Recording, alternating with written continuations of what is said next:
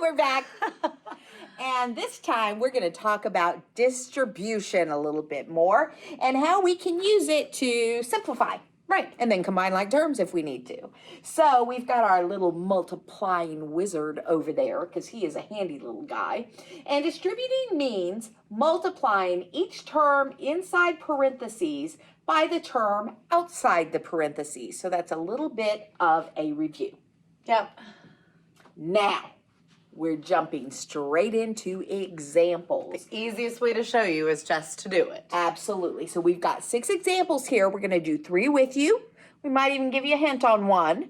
And then we're going to let you try the others. Now, remember what we've said before about watching your parents drive, or your aunt or your uncle or your grandma or your pop, and you watch them your whole life, but the first time you drive, you're not going to be perfect. Okay, so it's the same way with math. You've got to do some of these problems. Otherwise, just watching us do it isn't going to help that much. You ready to go? I'm ready. All righty. What are we going to start with? We're going to start with a super easy example, and we're going to remember our wizard guy. Now, he's not here, so you have to put up with my terrible stick figure. I think he's very cute. Thank you. Okay, there he is.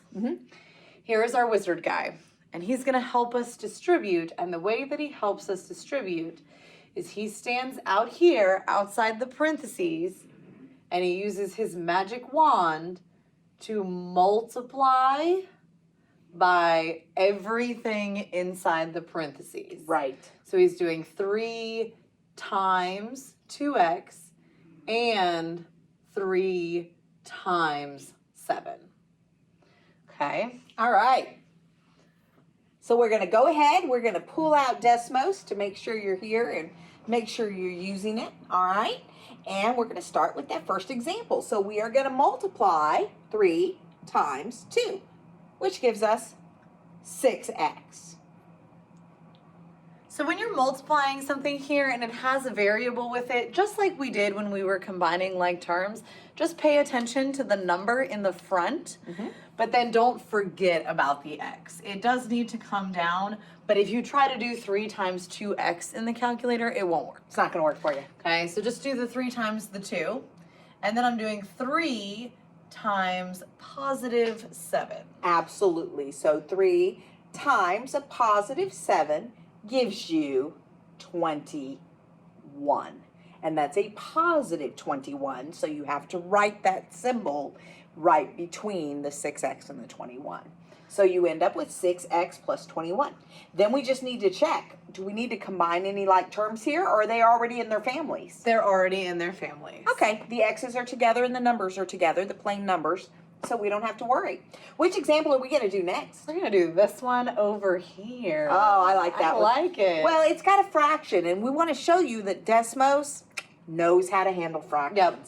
So the first thing we're going to do is go ahead and we're going to write out our little jumps so you know what we're multiplying. So our magical wizard does 1/2 times 6 and 1/2 times 10y.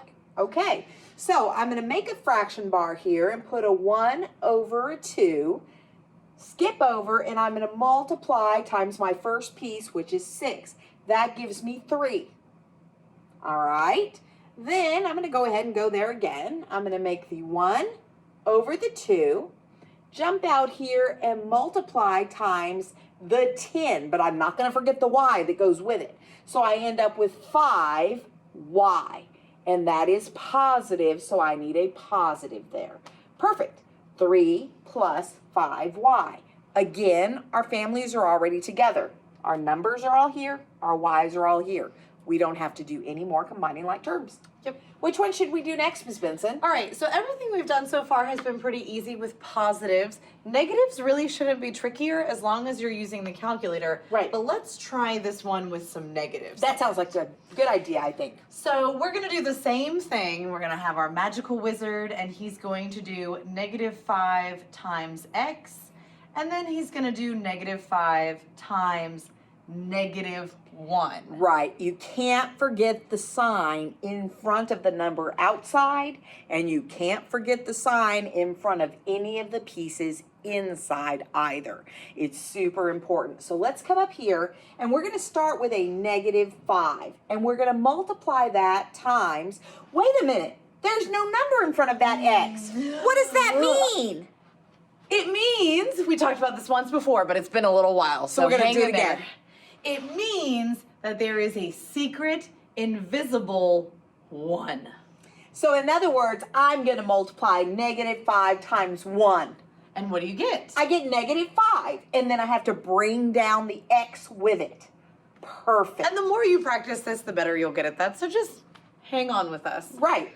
So now I'm going to start with that -5 outside again, and I'm going to multiply it times what? -1. And that gives me a +5. So you have to write +5 there.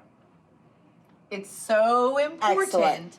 that you count this as a -1. Right. That's why when we did combining like terms, we always put the plus and the minus with it as a positive or a negative, because you're going to need it for the rest of forever. Right. Now, if you look at that, it says -5x + 5. You might sometimes see an answer that looks like 5 minus 5x. And that would be correct as well. You can just So, just so you know switch that. them around.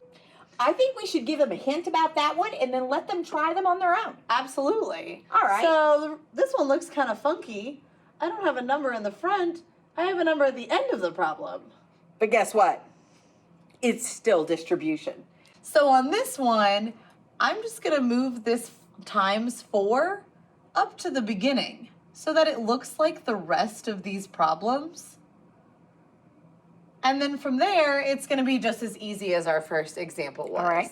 So give it a try. It's not hard. You can do this. Look back at any examples you need to, and we'll see you in a few minutes.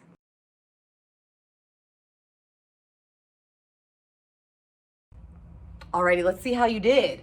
So in this one right here that we were just helping you out with, you should get 12y plus 8. In this one over here, you should get -8x minus 16. And then this one was the trickiest, so we put the work over here in the calculator. Right. But you should get -2y plus 16. And if you missed one of these for any reason, please just reach out to your teacher and ask. Right, because distribution is so important. We've got to be able to do this to get things right. Okay? You got it.